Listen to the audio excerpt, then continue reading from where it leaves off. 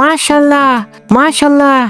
জাহাপনা, আপনার দক্ষতা তো আগের চেয়ে অনেক উন্নত হয়েছে। না, একটা তীর লক্ষ্য ভেদ করতে পারেনি। অনুশীলনের ঘাটতি হয়ে গেছে মনে হচ্ছে। জাহাপনা, আমি আজকে আপনার জন্য নতুন কর্ম পরিকল্পনা তৈরি করে দেব। দেখি, আরেকবার দেখি এবার লক্ষ্য ভেদ করতে পারি কিনা। ইয়া আল্লাহ, এ কি হলো? তীরটা হাত ফসকে বের হয়ে গেল যে।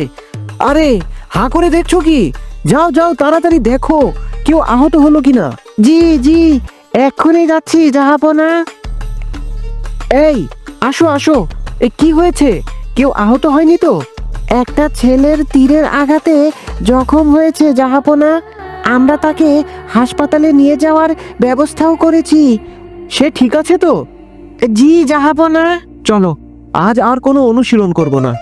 জি জাহাপনা। মাননীয় কাজী সাহেব, এক মহিলা আপনার সাথে দেখা করতে চায়। এক মহিলা? এই সময় কিছু বলেছে এই ব্যাপারে? জি না, সে আমাদের কিছুই বলবে না, শুধু আপনার সাথেই কেবল কথা বলবে। ও আচ্ছা, ঠিক আছে, তাহলে ওনাকে এখানে পাঠিয়ে দাও।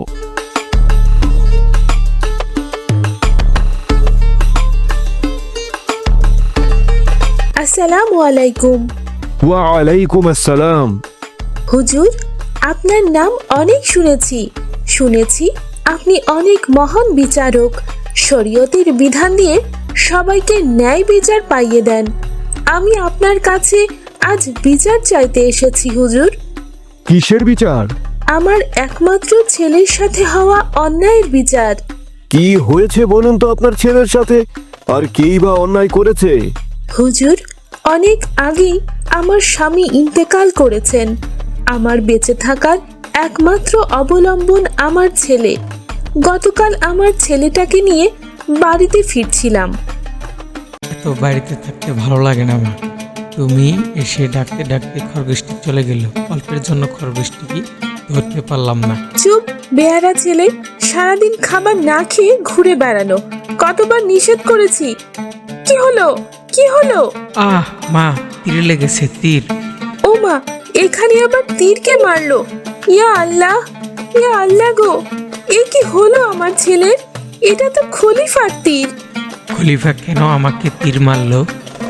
ও আল্লাহ, এখন কি হবে? কে আছো সাহায্য করো, কে আছো সাহায্য করো। কি হয়েছে? কি হয়েছে? আমার ছেলের তীর লেগেছে, কত রক্ত পড়ছে। কেউ আমার ছেলেটাকে ডাক্তারের কাছে নিয়ে চলো। ইয়া আল্লাহ, এটাই তো জাহাপনার সেই তীরটা। আরে, এ তাড়াতাড়ি ধরো ধরো, একে এক্ষুনি হাসপাতালে নিয়ে যেতে হবে। এই তাড়াতাড়ি ধরো ধরো ধরো। আমার ছেলে কি ক্ষতি করেছে খলিফার? কেন আমার ছেলেকে তীর মারলো? আমি গরিব বলে কি বিচার পাবো না? ধনী আর গরিব বলে কিছুই নেই। আল্লাহর আইনে সবাই সমান। হুজুর, আমার একমাত্র অবলম্বন আমার ছেলেটাও মরতে বসেছে। এখন আমি কি নিয়ে বেঁচে থাকবো? কিভাবে ছেলের চিকিৎসা করাবো? কিভাবে আমি সংসার চালাবো? আমি কি করব এখন? খলিফা কেন আমার সাথে এমন করলো? আপনি কি এই অন্যায়ের বিচার দিবেন না? আপনি কি বুঝতে পারছেন? আপনি সেই বাদশার বিরুদ্ধে অভিযোগ করতে এসেছেন যার অধীনে আপনি বসবাস করেন। সে খলিফা, আর আমি গরিব বলে কি আমি বিচার পাবো না? শুনেছি আপনি আল্লাহর বিধানে বিচার করেন। আল্লাহর আইন তো সবার জন্যই সমান। তাহলে কি আমি ন্যায় বিচার পাবো না? আল্লাহর কসম করে বলছি, যদি খলিফা অপরাধী হয় নিশ্চিত আপনি ন্যায় বিচার পাবেন। আমি আপনাকে ন্যায় বিচার দেব। এখন আপনি বাড়িতে যান। কাল সকালে এ যাবৎকালের সবচেয়ে নজিরবিহীন আদালত বসবে। খলিফার অপরাধের বিচার করা হবে ওই খলিফার আমলেই। আপনার অনেক শুকরিয়া।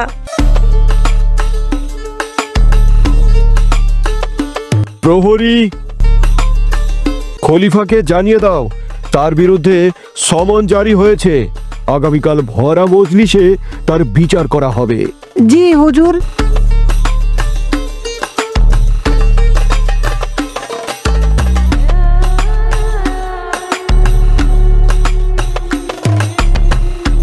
জাহাপনা, এক অনর্থ ঘটে গেছে। কি হয়েছে? উজিরে আজম কাজী সাহেব আপনার বিরুদ্ধে সমন জারি করেছেন। সমন? কিসের সমন? ওই যে তীরের আঘাতে যে ছেলেটা আহত হয়েছিল, তার মা আপনার বিরুদ্ধে কাজী সাহেবের কাছে অভিযোগ করেছেন, আর কাজী সাহেবও আপনার বিচার করার জন্য সমন জারি করেছেন। কাজী সাহেব? কাজী সাহেব এই সমন জারি করেছে? জি জাহাপনা। অথচ সে জানে আমি খলিফা, আর সে আমারই নিয়োগ দেওয়া কাজী। জি জাহাপনা। কখন যেতে হবে? আগামীকাল। ঠিক আছে, কালকে আমি যাব আদালতে, দেখব সে আমার কি বিচার করে। আসসালামু আলাইকুম করিম ভাই, এই সাত সকালে কোথায় যাওয়া হচ্ছে? বিচার দেখতে যাচ্ছি। আজকে খলিফার বিচার হবে। খলিফার বিচার হবে? কি আজব! কে করবে খলিফার বিচার? কেন, আপনি জানেন না আমাদের কাজী সাহেব বিচার করবে? কি অদ্ভুত! বাপের জন্মেও শুনিনি কোনো কাজীর এত বড় সাহস হয় যে খলিফা তাকে নিয়োগ দিয়েছে তারই সে বিচার করতে চায়। হ্যাঁ, এই জন্যই তো দেখতে যাচ্ছি। চলুন চলুন, আমিও দেখব কি বিচার করে আর পরে কি ঘটে। হ্যাঁ হ্যাঁ, চলুন চলুন চলুন।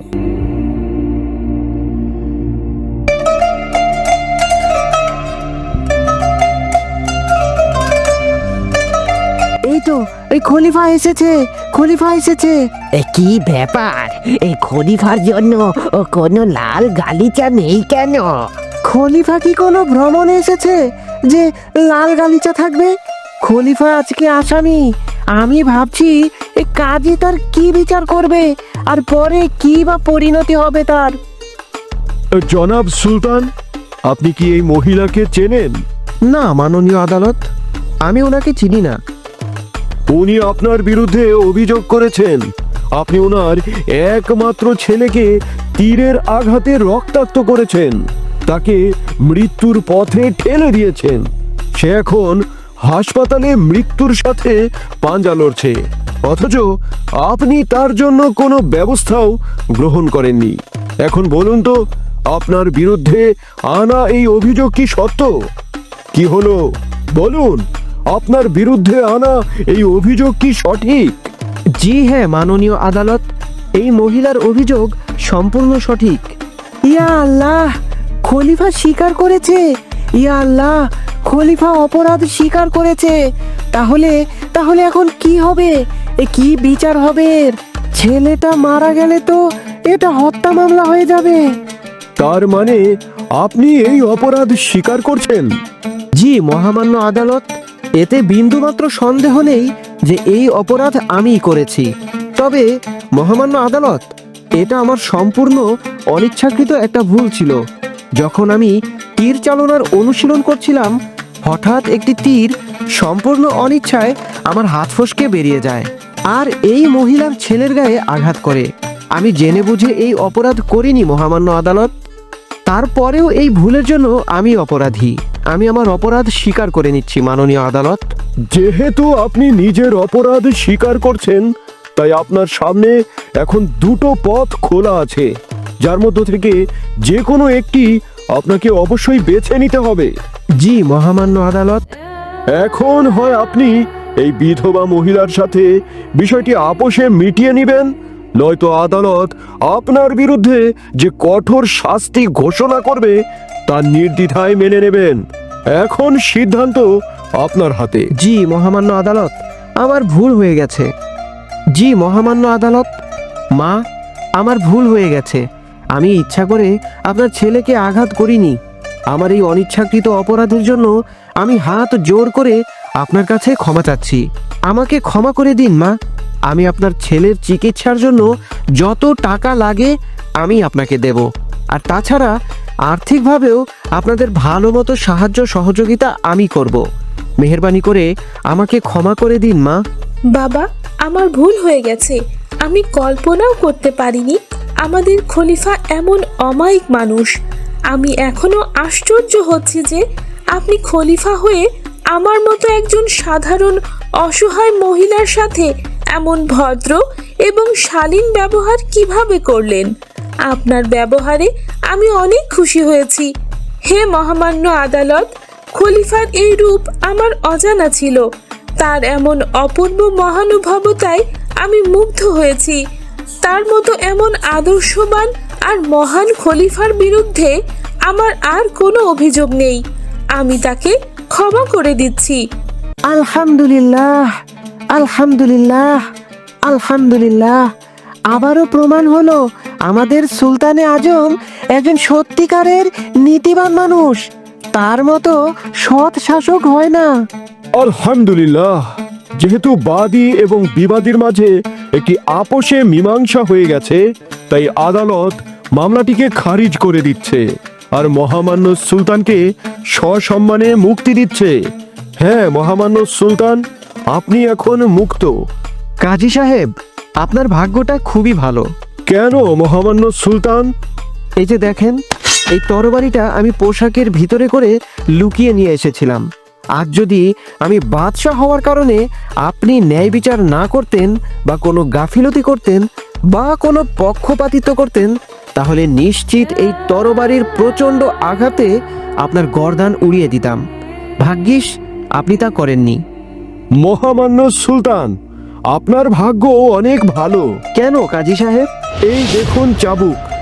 আমিও আজ টেবিলের নিচে এই চাবুকটি লুকিয়ে রেখেছিলাম, কারণ আপনি বাদশাহ হওয়ার কারণে যদি অহংকার করে আমার শরীয়ত সম্মত ন্যায় বিচার মেনে না নিতেন বা এক ফোঁটা অশ্রদ্ধা করতেন, তবে এই চাবুকে লাগাতার আঘাতে আপনার দেহকে রক্তাক্ত করে দিতাম। আল্লাহ পাকের অসংখ্য শুকরিয়া যে আপনি এমন কোনো কিছুই করেননি। আজ আপনার ন্যায়পরায়ণ ও নির্ভীক আচরণে আমি খুবই খুশি হয়েছি কাজী সাহেব। আমি বাদশাহ হওয়ার পরেও আপনি বিচার করতে বিন্দুমাত্র কুণ্ঠাবোধ করেননি।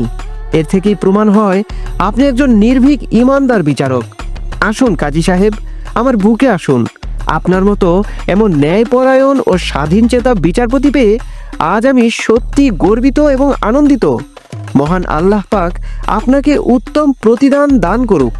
আপনার মতো এমন সৎ আর ইমানদার শাসক পেয়ে আমি অনেক গর্ববোধ করছি মহামান্য সুলতান। একজন বাদশাহ হওয়ার পরও আপনি আইনকে অশ্রদ্ধা করেননি। আপনার মহানুভবতা, সহিষ্ণুতা এবং ন্যায়পরায়ণতা দেখে আমি সীমাহীন আনন্দিত হয়েছি। সমগ্র বিশ্বে আজ আপনার মতোই শাসকের প্রয়োজন, তাহলেই দুনিয়াতে ভারসাম্য আসবে।